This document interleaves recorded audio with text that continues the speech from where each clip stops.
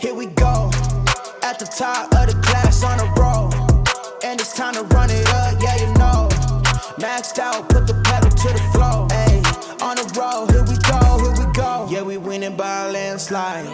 Never see me coming, I'm a landmine. Yeah, I ain't taking orders in command like.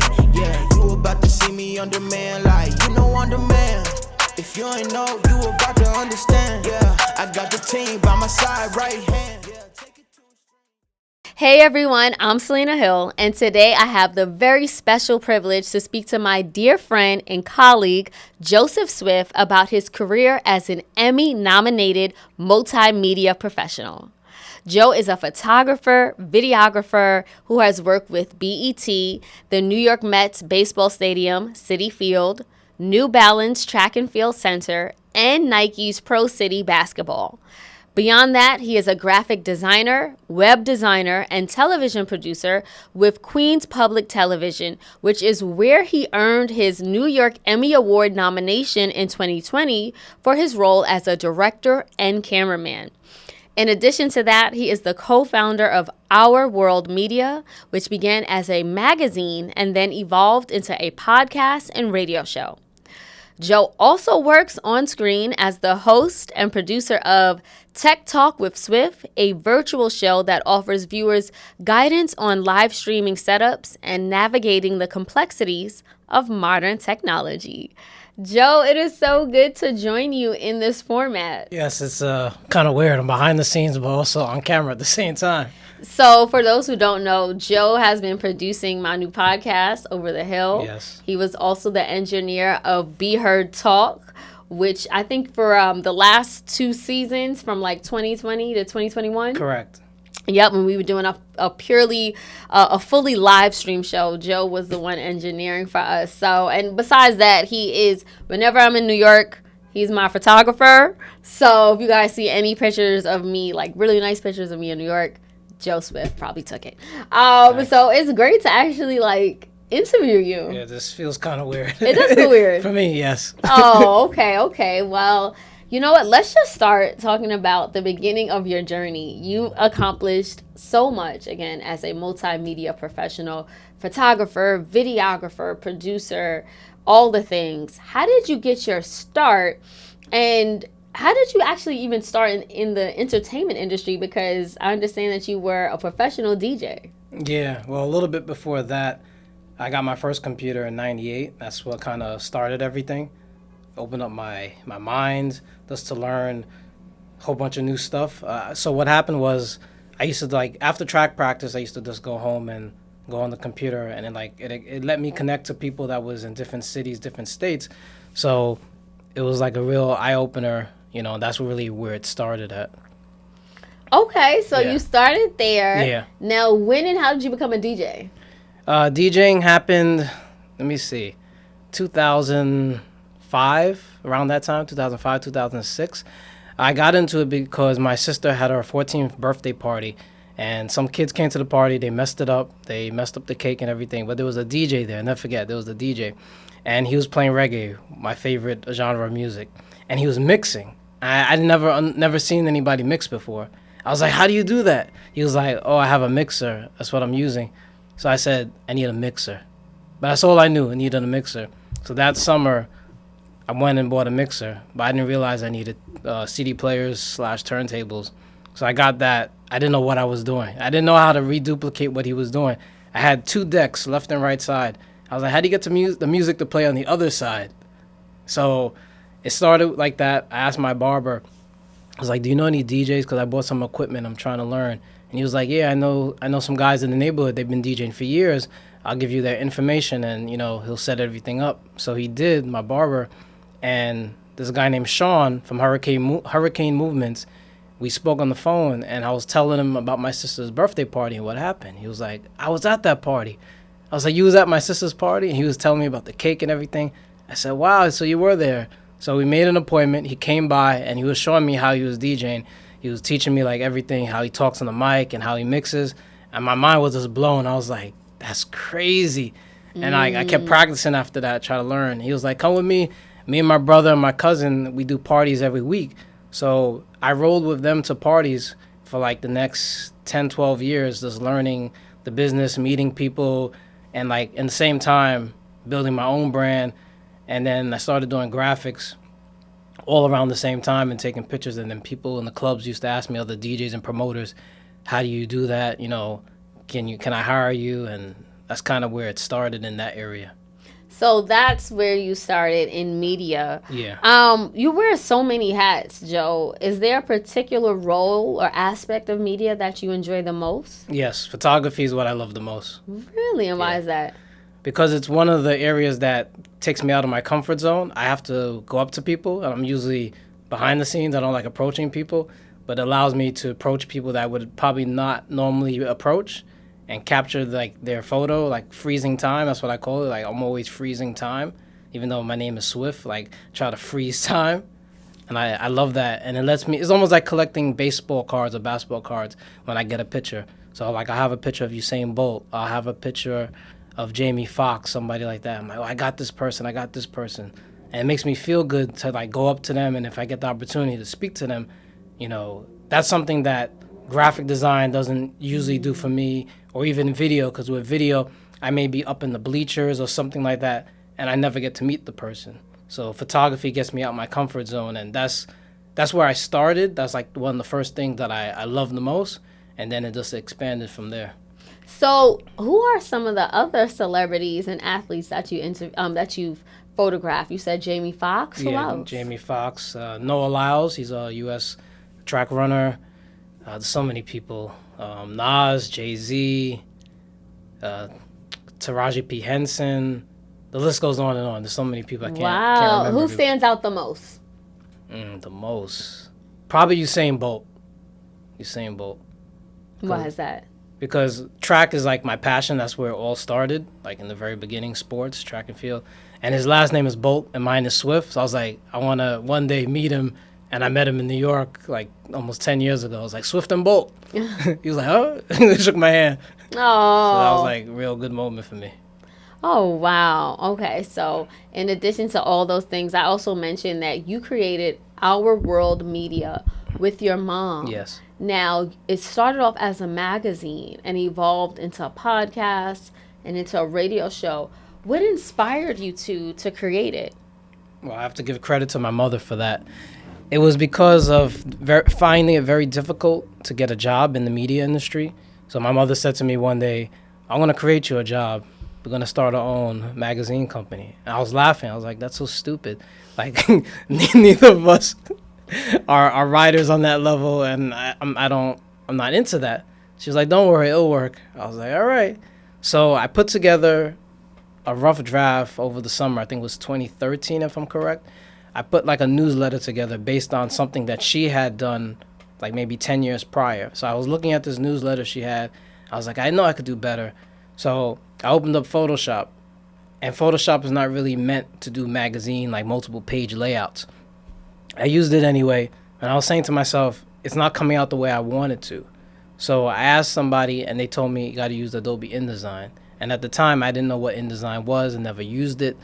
So I opened it up, started watching videos on it, and then one thing led to another, and I had a rough draft. I showed my mother. She was amazed. She was like, that's wonderful. I was like, no, it still can be better. Just give me some more time. So I was looking at different magazines like Sports Illustrated, Essence, Ebony, all these different magazines, looking at their layout, looking at the text, the colors, how the people are placed, King Magazine, all that stuff. And I was saying, I have to get it to look something like that. So I spent like another month doing it. And when I presented it to her as digital, and other people, like other family and friends, they said to me, like, who did that? It's like, I did that. It's like, no, you couldn't. That has to be done like in a major, studio. I was like, no, I did that. So from there, it just kept growing. Wow. I mean, Joe, you are a man of many talents. Yes. If you see something, you'll study it and you'll master it. Tell us how Our World started off as a magazine. Like, who was interviewed, who was featured on the cover, and then how did it start to evolve into a multimedia platform? We started with local politicians. I let my mother lead in that part because I'm not usually on camera, so she picked the talent. I brought the equipment and film. So one of the first main people was Senator Sanders here in Queens. We interviewed him. That was a very big interview, and he was on the cover of the magazine. So that's where it started with him. And then we transitioned. We went to Rainbow Push. I believe that was Jesse Jackson's event. And my mother interviewed him, and we got him on the cover. So the first 2 issues were big politicians, people in the African-American community. So that was a real good look. It helped put us on the map to let people know, that we're serious about this, and we really wanted to do it. One of the hurdles that we came upon real quickly was the financial hurdle of printing and how much it costs to actually print the magazine. And I was doing the math in my head, figuring out if you're selling the magazine for $5 to $10, how do you get back your money? Then I realized you can't. It has to be another way. Then that's where I started learning about advertising and marketing. And I said, oh, this is much bigger than me designing a magazine and just doing interviews. Like, it's really a business, and how to financially, grow from it is not just selling the book, the magazine for $5 or $10, and then people want to get the magazine for free. So I was like, this is real complicated, having it as a physical print. It looked wonderful. People enjoyed it. And everyone said, how can I get a copy? And I was saying to myself, for me to give you a copy, I have to spend, I think at the time it was $25 a print. So if I'm spending $25 and giving it to you for free, how do I make money? Even if I sold it for $10, I'm still taking it as a loss. So how did you do that? Well, we weren't able to print that many. We only had like about 10 at one time. And I called many companies, and they said they would print it, no problem. The only catch was I had to do like about 10,000, 10,000. I'm doing the math. I was like, those numbers, I don't have that money to print to get it to be like $1.50 or $2 a print. And I went to different people. Many people were willing to help. It's just at the time I didn't have the money. So we made a decision to make it strictly digital on the website after that. And how did you would print the covers, but then it was mostly accessible only through digital? Yes, even correct. Though you had at least one printed copy for yourself. Yes. How did it become a podcast and radio show? So the interviews were filmed, and what we did, I put them on YouTube. And then in terms of podcasts, that really came about in 2020. So we went from 2014 now to about 2020 when podcast was really taking off, and the pandemic happened, stuff like that. And at the time I was working and I got into television, so my mind started to expand even more. So we transitioned to package it as like a series of podcasts versus just a magazine, an online magazine. And the magazine wasn't as successful as the podcast was. So we kind of stayed in that lane. When you say successful, what made the podcast successful? Well, people were willing more to do interviews for like a half an hour to an hour. And it was easier for me in the writing. I didn't have to hire writers. We just had to interview the people and maybe write like a brief summary, something small of the interview. The magazine, physical or digital, it had to have the text. And that wasn't my strong area, writing.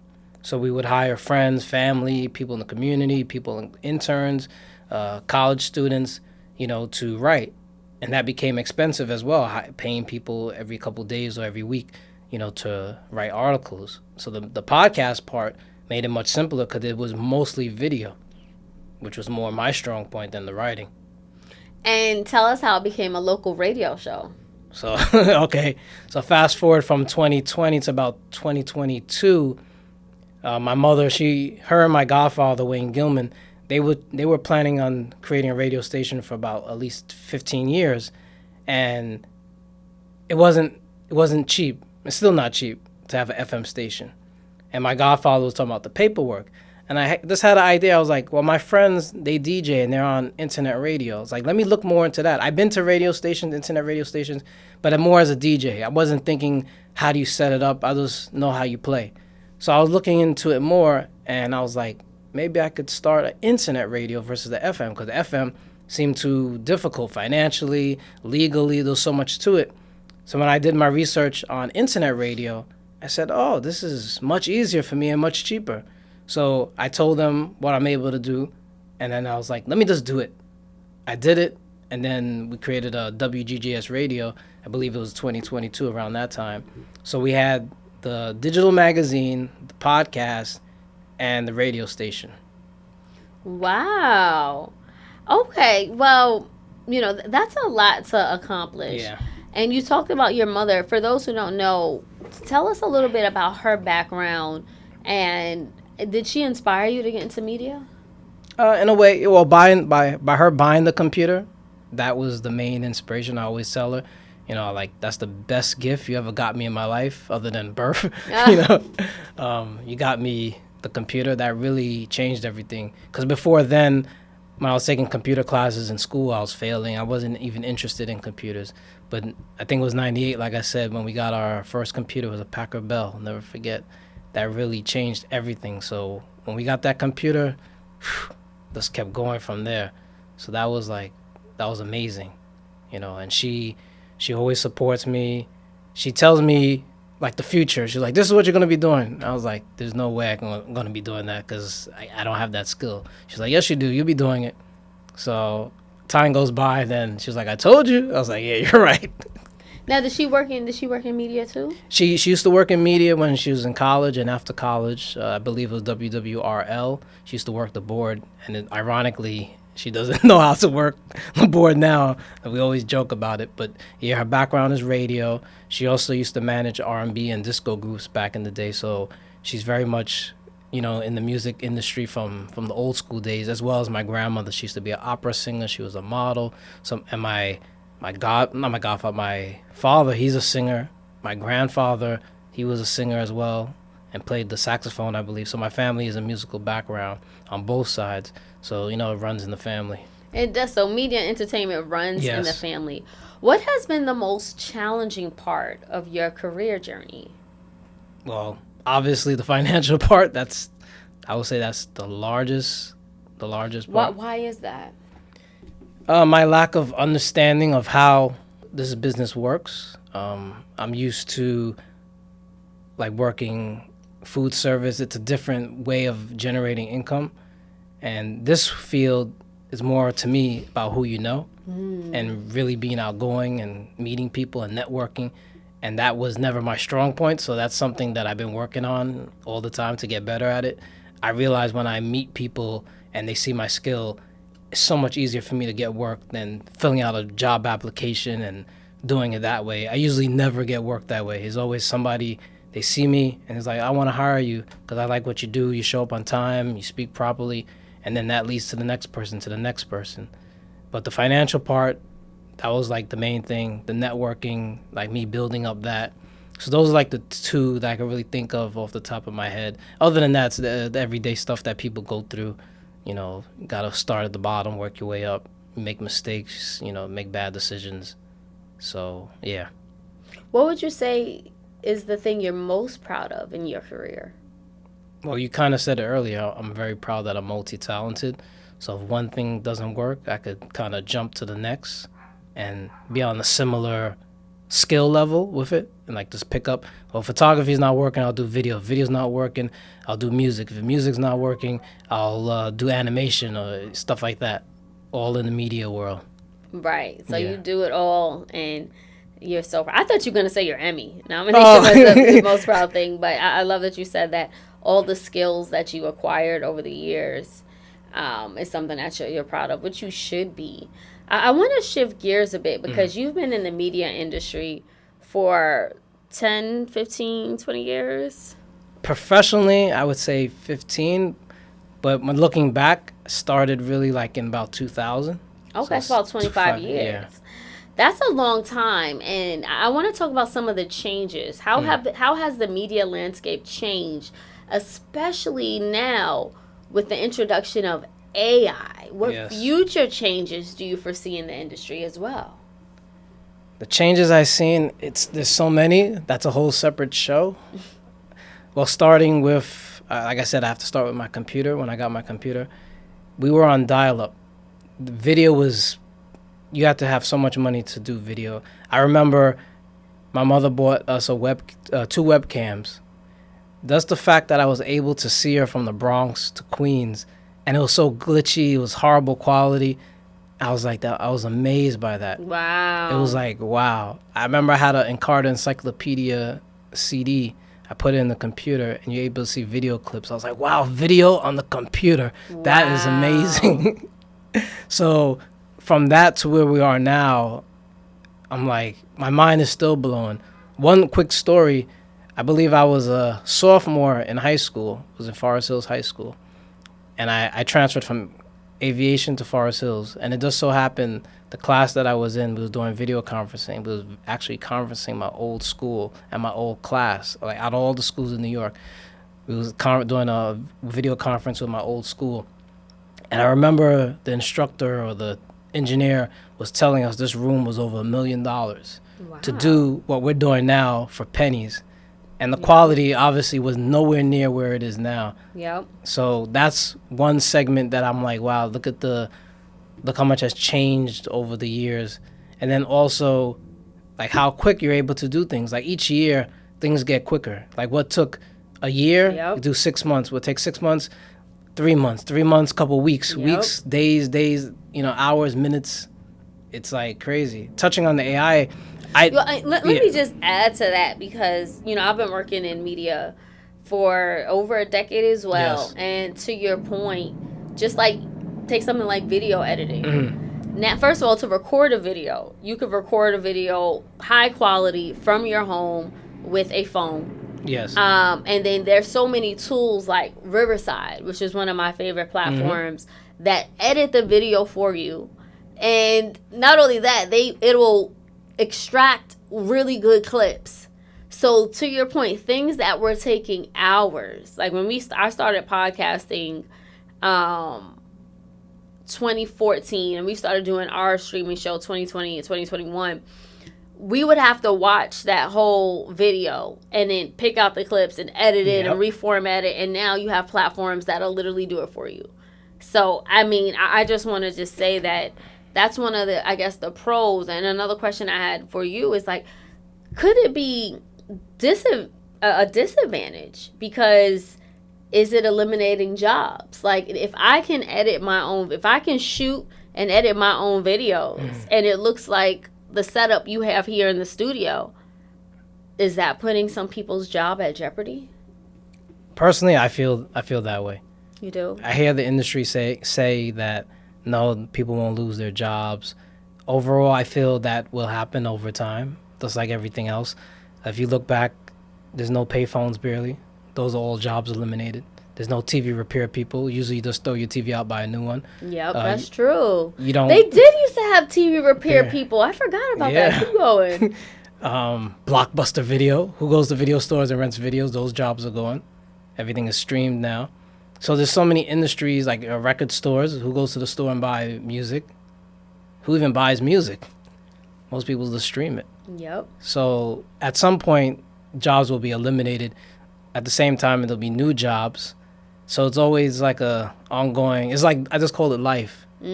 Now, I'm living in that era where I'm an adult. So if it's going to affect me different than when I was 15, 16. Will I lose my job next year in a couple weeks, months? I hope not. But in the back of my head, that's why I'm always working. I'm like, what's next? Because I don't want to be like, yeah, I'm a video editor, I'm a photographer, and then that career doesn't exist. So I'm always looking for what's the next thing. I don't want it to go away, but the way I look at life, like things always change, especially here in America, things are always changing. I don't want to get stuck. So I try to have an open mind, even though I feel like I'm getting old. I'm like, yeah, back in my day, we used to do this. And I'm like, oh yeah, that was like 15 years ago. So yes, to answer your question, I feel people will be losing jobs. So what is the next thing, Joe? I'm not 100% sure. I feel part of it is AI. At one point, it was Bitcoin and stuff like that and other stuff. But remember people kept talking about Web 2.0, yeah, Web 3. Which was it, 2.0 or 3.0? I think it was 3.0. That was like a big thing in like 2021. Yeah. Everyone kept talking. What happened to that? I don't know if anything happened. It's just once mainstream media gets a hold of it, everybody starts talking about it. I mean, I think that's kind of where AI is now, in that area, if they're labeling it as 3.0. It's just the next evolution of the internet. From when we went from dial-up, simple dial-up, AOL, you got mail, and then high-speed internet. Then it's like, what's next? So this is like the what's next. And we're just entering it. It's amazing. It's wonderful. It's also horrible at the same time. I look at both sides. Every time I create something, I'm like, wow, this is amazing. I'm like, wow, this is horrible. Well, what's the bad part about it? Example, you can create music, AI music. You can clone yourself. So someone can say you were here and you never were there. And it looks so real.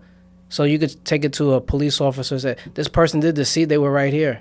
Wow. And that scene never existed. So the saying of seeing is believing, that's getting phased out. Because seeing is not believing, especially when you do editing. What I learned in editing, you control how everything turns out. So what really happened and what I'm showing you happened could be two different things. And in the bad hands, that's very dangerous. That is very dangerous. I'm glad you brought up the dangerous aspect of AI. How do you see it affecting the future of media? I see it as let me see, like another tool that helps people in media, journalists, photographers, all that move forward. It's just another tool, and tools could be used for good or they could be used for bad. You know, a hammer could kill somebody, also could build your house. So it's just another tool. It's still early. Based on I won't say my experience, but I see AI turning into like a robot, something like in the Jetsons where your AI is a physical, not person, but a physical device that you can shake its hand or talk to, ask it the weather. Same way you ask Google and Siri and all that, but it's something physical that could follow you in the house. Or like Knight Rider, you get in your car and you talk to your car and it follows you. So from your car to your house, it'll say, don't forget your package in the trunk. And when you get home, it'll tell you, don't forget you said you were going to make that type of dinner tonight. So it follows you wherever you go, not just on your phone or your computer. It'll be in your car. It'll be with you in the house. It could be through your speakers. It could be a physical device. So here are my thoughts on this, because in some aspects, I understand how people think that's really cool and it is helpful. But my concern is how much this is affecting the human psyche. Coming up, I memorized all of my friends and family members' telephone numbers because we had to. Correct. And if you wanted to call someone, you called them on a payphone. And then when you got home, you either wrote it down or you just started to memorize. And we had to flex that memorization muscle. And there was a study that showed that taxi drivers are less likely to get dementia because a lot of them memorize their routes. Mm-hmm. And just by doing something on a daily basis that stretches that memory muscle can help prevent dementia. Yes. Right? But by us becoming so dependent on AI to give us directions, to tell us, how to write something, how to do something, as a result, we're not flexing our own muscles when it comes to not just memory, but all things when it comes to cognitive skills, right? Like if I can just type into ChatGPT and say, write a letter for me, write a cover letter, write a resume, write a story, or come up, then I don't have that skill anymore. Correct. So that's not concerning. That are we not becoming too reliant on technology to just do basic things? You're 100% correct. I feel the same way. There was a documentary that I seen a couple years ago. I don't remember the exact title, but it was something like, "Is Google God?" I was like, wow. I was like, no, it can't be. Google's not God. But based on what you're saying, Google is a God. Not the God, but becoming a God. And not just Google, all these other services. You rely on it for everything. Your banking, your health, marriage, you name it, it's taking over your life each month at a time. I mean, you look at your phone and it's like, I gotta check this, check that. Everything's on my phone. Everything is on your phone? Everything is on your phone. Even personal relationships. And I'm glad you brought that up because there are also studies showing that people are relying more on AI for relationships rather than friendships or romantic relationships. They're having what they call AI girlfriends. You could have AI friends, instead of going out and having human interactions, people are like, well, I'm going to just talk to, this chat box. And Correct. There was a study that was showing that these teenagers couldn't differentiate, like young people, they couldn't really differentiate if they were talking to a real person or an AI bot. And that's a little scary to me, because if you are relying so many, like, instead of having friends, instead of spending time with family, you're just talking to an AI bot, that's not concerning? Very much so. Two things I want to say. Evolution of the human. Also, I just realized that there's AI social media influencers. I've been watching videos of, like, not just influence, but they're AI, so they're not real, and they have tens of thousands of followers, hundreds of thousands of followers, and they're making money. I'm like, what? Yeah, I've been watching it the past 2 weeks. I was like, wow, that's interesting. People, well, non-humans making money. There's humans out there that need money, let alone AI, and they have. But it's the people behind the AI who make that money. But that's scary. It's similar to what you were saying. They're not. So when you look at the profile, you're scrolling through, you're like, but they're not real people. They're not. Those are not real scenes. Those are AI generated. I mean, it's fascinating, because the human psyche, like you said, seeing is believing. So if we see someone who looks human, and it looks like, a beautiful young influencer who happens to be a woman or female is running through the park with her dog, and you're like, oh, look how cute and sweet this is, and it's like, but it wasn't real. Does it matter? I mean, it's still evoking emotion from us, right? If we see something like that, we're like, oh, a rainbow and a dog. I saw an AI video of this of a penguin, a baby penguin being fed, and it was the cutest thing ever. But then in the comments, people were like, this is AI. This is not real. And I was like, oh, shoot. Does it matter if it's still something that makes us happy? It matters to our generation.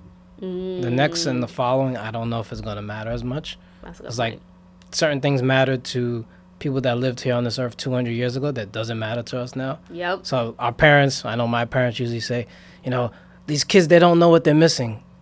They don't know because they weren't here, and they probably don't feel the same way emotionally the way you feel. You can't miss the 80s if you weren't here in the 80s. You could look back and say, wow, this is how it was. I wish I was there, but it's a different feeling than actually being an adult or a teenager or even a kid in the 80s or 90s. If you were born in 2021, how can you miss it? Do 3-year-olds miss Toys R Us? They're like, what's Toys R Us? They doesn't mean no Amazon.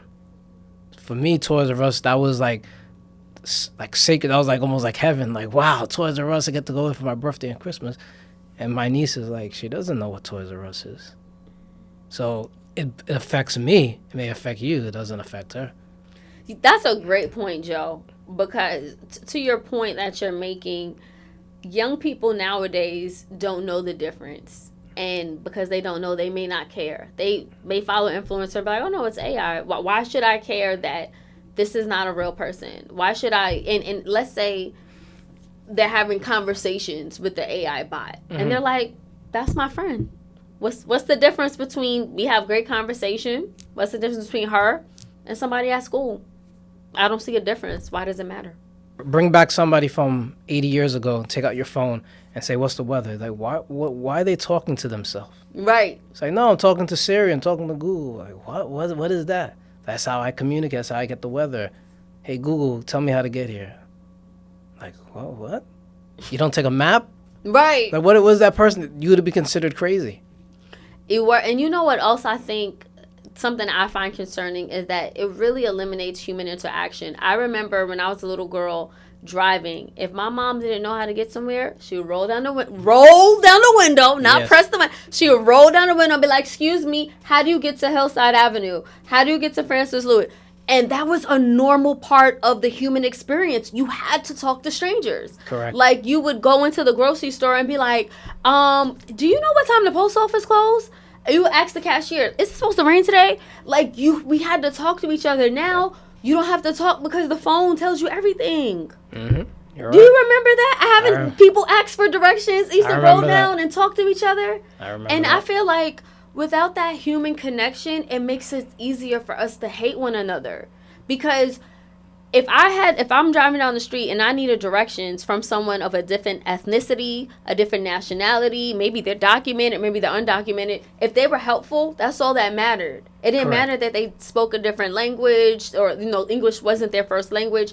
It's just that they're helpful. But now we're living in these silos, And it's like you don't have to talk to other people outside of your community, outside of your digital community.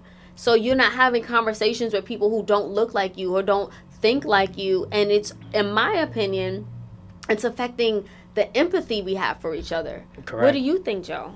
I agree 100%. But also the evolution of the human, good or bad, is the evolution. You know, everything is changing. I don't know. Personally, I feel bad in a way, but then I say, oh, this is helping me move forward in my career. It is. I get things done very quickly now. Yes.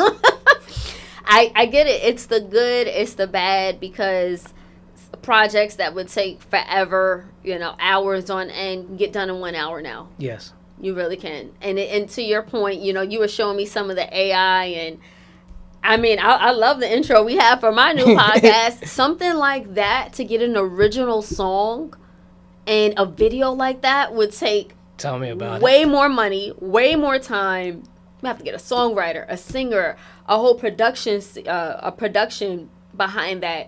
You would have to get, you know, even the graphics and the video. Like, you have to get a graphic designer. I made that graphic. Mm-hmm. You know, like, Yeah. you would have to have so many more people to do so many more things. Like you just said a few minutes ago, eliminating jobs. That's, if you're doing it, you're not hiring somebody, but you're saving money.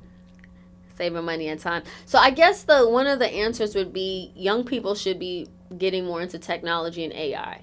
Because if you know how to create AI, you'll have a job. Right now, that's the in thing. That's like gold, like the gold mines back in the day. Yeah. Knowing how to actually create it. Well, Joe, this was a fascinating conversation. Congratulations to you again for everything you have accomplished, and just the fact that you're staying above the curve by staying informed. Now you are, I don't know if you would consider yourself an AI expert, but you have not even studied close. it so much. Well, the past 2-3 weeks, yes. You've been going down those rabbit holes. But no, that says a lot. It speaks to the fact that not only are you talented, but you're also making sure you pay attention to what's next, and you're making yourself relevant. And that's something that we all need to continue to do. So Correct. Make sure you guys are following Joe Swift on all the platforms. Joe, let them know how they can follow you. I'm also switching the camera, sorry. You can find me on Instagram at JSwiftPhotos, at Tech Talk with Swift, at WGJS Radio, at Our World Media. And there's one more at JSwift Sports. I said JSwift Sports, but the main one is JSwift Photos. All right. Thank you, Joe. Thank you for having me on.